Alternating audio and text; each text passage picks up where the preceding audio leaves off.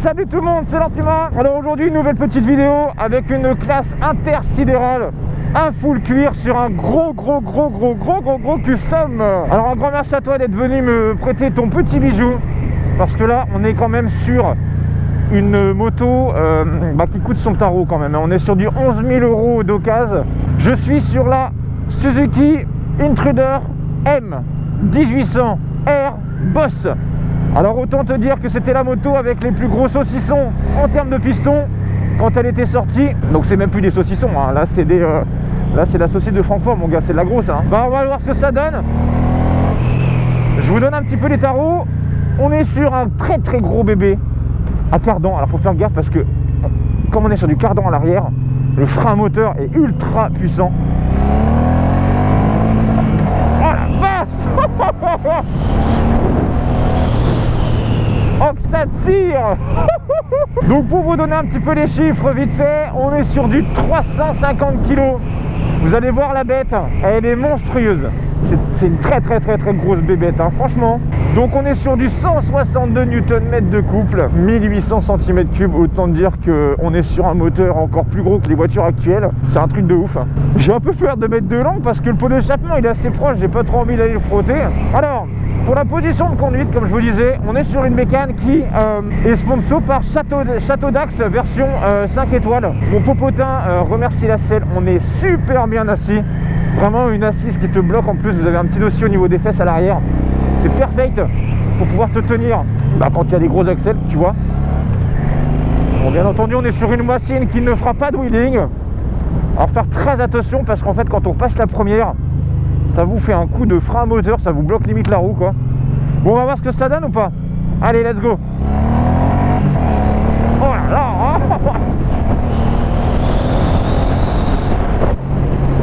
Oh là. Oh, mes bras ils prennent tarot. Alors on est sur du 125 chevaux. Alors ça paraît pas énorme, mais le couple entre guillemets est énorme. Le 870 Nm de couple pour un 1800 cm3. La position de conduite, comme je vous le dis, on a les pieds un petit peu en avant, un petit peu comme l'Indian que j'avais pu tester. Par contre j'ai l'impression quand même que mes talons ne frottent pas si vite que ça sur le sol. Ils sont un peu plus hauts peut-être. Oh la vache. Autre chose, c'est une moto qui ne nécessite pas forcément des grandes jambes mais des longs bras. Alors je vous conseille vraiment d'avoir des grands bras de singe pour pouvoir tenir cette meule. Ou alors le mieux, vous avez des petits bras, vous roulez un coup avec et ça le fait. Oh la vache. Alors niveau freinage, faut freiner la bête, hein. 340 kg. Le freinage lui est un petit peu mou, ça c'est sûr et certain. On est sur du Suzuki, il y a un moment où on reste dans les bails, tu vois ce que je veux dire. Le frein arrière est comment, les progressif. Il freine la moto bien, mais j'ai pas l'impression qu'il y a de point dur en fait quand vous voulez freiner. Bon, l'angle de braquage, je pense qu'il est vraiment... non. Non. Bien. Hop, on arrête la bébête. Point mort. Ce sont les clés déjà. Ah oui, là. Et voici donc la Suzuki Intruder M 1800R Boss. Waouh. Et ben voilà. C'est un peu la moto de Batman, hein, tu vois ce que je veux dire ou quoi. Donc en fait celle-ci, on va dire que c'est un peu l'Harley version japonisée, tu vois ce que je veux dire en termes de look, on va dire, en termes de look. On est sur un radiateur déjà à l'avant qui me rappelle énormément l'Indian. Petit radiateur avec la petite grille devant. La bulle avant aussi me fait penser à de la Harley. Alors en fait ce qui est impressionnant aussi sur cette bécane là, c'est que vous voyez le réservoir là, il est énorme.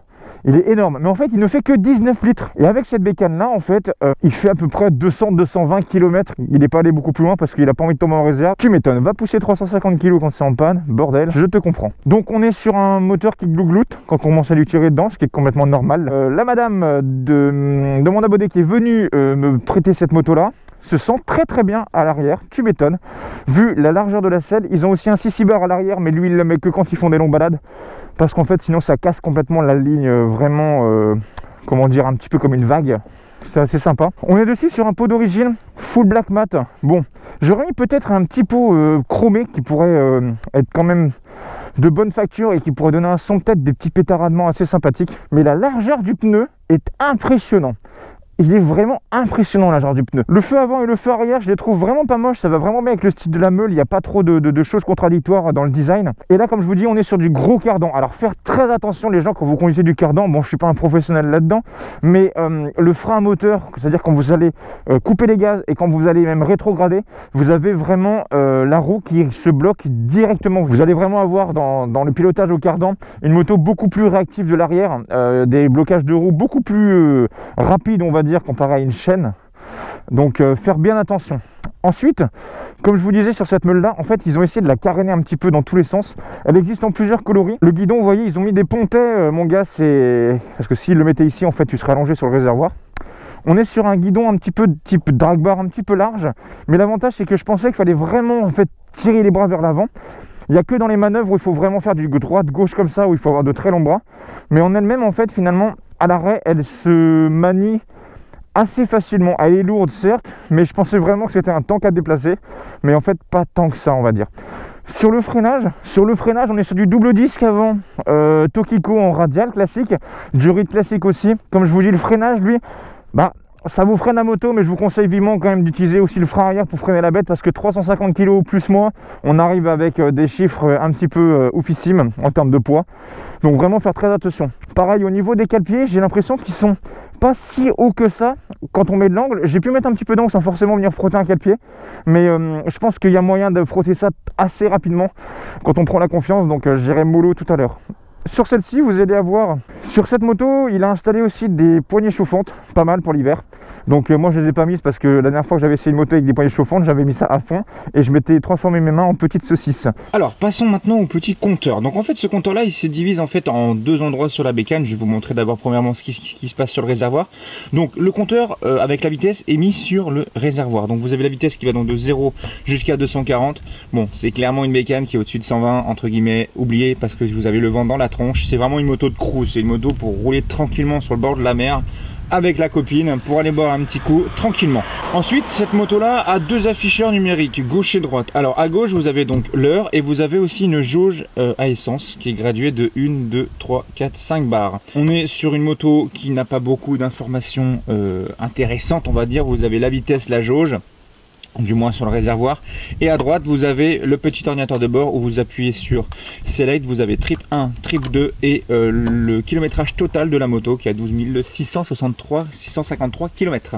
Ensuite passons donc à la deuxième partie du compteur qui elle est donc dans la bulle tout au fond, où vous allez avoir donc la graduation qui va donc de 0 jusqu'à 9000. J'ai pu rouler un petit peu avec et en fait après 6005 la moto en fait gueule mais n'avance pas beaucoup plus vite. Moi je pense qu'il faut vraiment jouer entre 4005 à 5005, 6000 maximum pour pouvoir jouer de la boîte et avoir le couple maximum de ce moteur assez monstrueux. Ensuite vous allez avoir des petits voyants en dessous qui vont vous permettre d'afficher le neutre, le voyant d'essence, le voyant d'huile, excusez-moi, droite, gauche et le plein phare. Et il y en a peut-être un autre mais j'arrive pas à le voir, il n'est pas éclairé. Donc voilà, en fait finalement cette moto là, vous avez le principal sur le réservoir, le compteur de vitesse. Et ensuite devant au niveau des yeux le contour, ce qui est intéressant quand on voit que ça commence à monter dans les tours, c'est assez sympathique.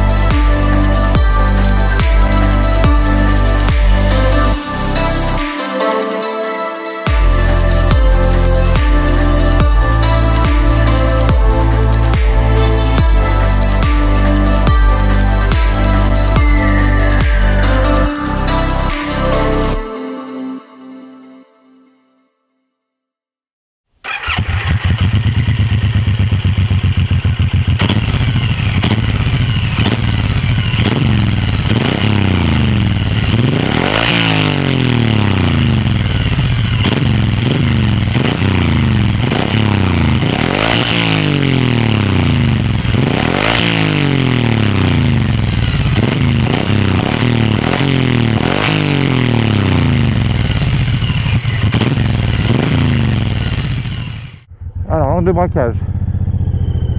Alors, comme je vous dis, vous voyez que ça braque, mais il faut vraiment avoir les bras longs, hein. Vraiment. Hop. En ville, par contre, faire gaffe, hein. En ville, comme je vous dis, c'est pas vraiment quelque chose de simple à mouvoir entre les voitures ou autres. Si vous voulez faire un petit peu d'interfile où j'en passe. Quand je vous dis le frein moteur à l'arrière avec le cardan, faire bien attention, ça vous bloque la roue assez souvent.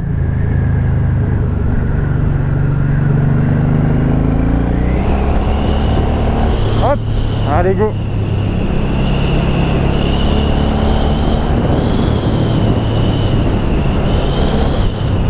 Hop. Alors, vous voyez, faire attention quand même, parce que le cale-pied arrive très très vite. C'est plus une bécane, il va vous faire de grandes courbes, parce que là, les petites courbes, vous oubliez direct.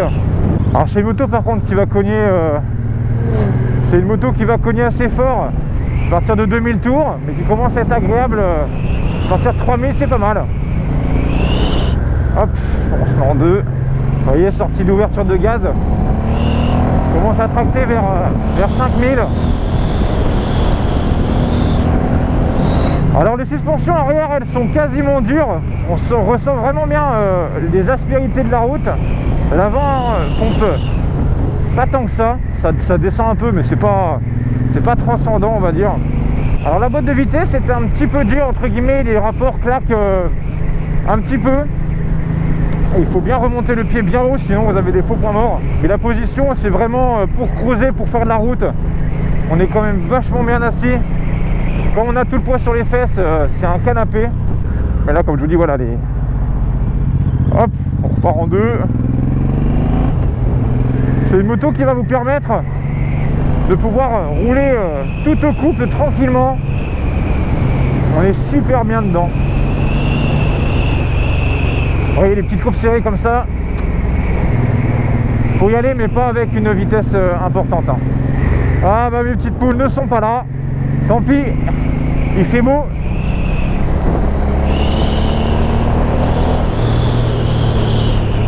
Vous voyez comment je rebondis?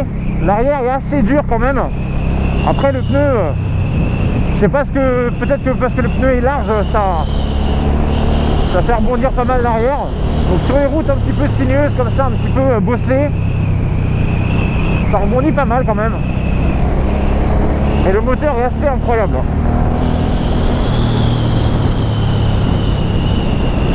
Et puis avec un beau temps comme ça, on est bien.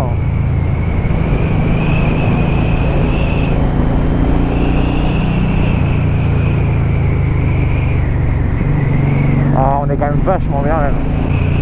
Après, c'est vrai que j'ai rarement l'occasion de tester de gros modèles comme ça, parce que c'est assez rare. Personnellement, j'en ai jamais vu. Une Intruder 1800 M, non R, M, ouais, bon, putain, je me perds tellement que le nom il est long.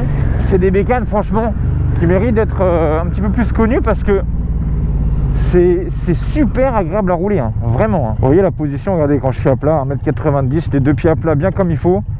La seule chose que je vous dis, voilà, c'est juste que vous voyez, quand il faut tourner, bah, l'angle de braquage est important, mais en fait, il faut de longs bras, parce que comme le guidon est super large, et ben en tout cas, c'est avec un grand plaisir que je vous quitte avec ce beau soleil. Encore merci à tous d'être de plus en plus nombreux. N'oubliez pas, équipez-vous, la route, c'est super important d'être vraiment full équipé. Alors je ne demande pas forcément d'être en full cure comme moi sur la route, hein, parce que, enfin, surtout sur un custom, vous avez des petites jeans Kevlar qui sont pas mal. Mais vraiment équipez-vous, c'est quand même super important. Moi je vous dis à très très bientôt et gros bisous tout le monde. Allez, salut!